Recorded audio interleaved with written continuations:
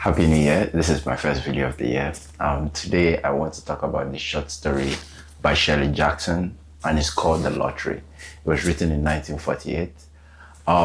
The story, I think the reason why I really love the story is just the way it was written. It's written with so much detail, but you kind of miss the point till like the end of the short story where like, what the fuck is going on? Sorry for swearing. But yeah, I think it's one of those like, wow, like this is so beautifully written. And also I think I like the themes that are added throughout the whole story that makes you have to question why the story is even named The Lottery and what the story is trying to tell you. The story is just about a town that has an annual tradition where every year the people in this town they gather and they have this lottery or this like event, and everybody participates. No one is exempt. The people in this town don't know why they do this. They just show up at the same time every year and they do it.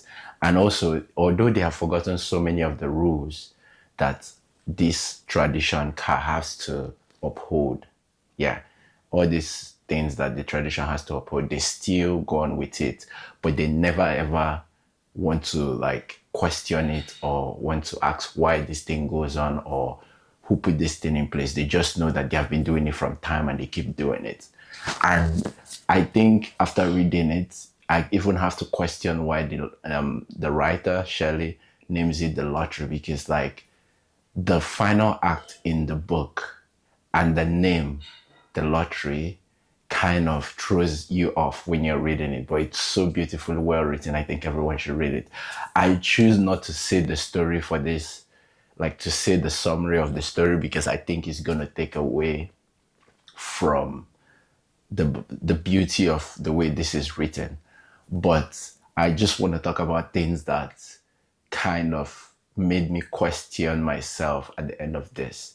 And I think the most important thing is the villain in this short story, because like I think most times when I read something, it's so easy for you to like point out who the villain is and who is doing the wrongs and who, like, who is having something to live for or to fight for.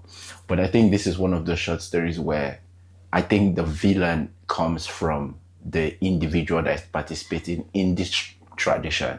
So it kind of makes you question yourself, like, why do you do things that other people are doing?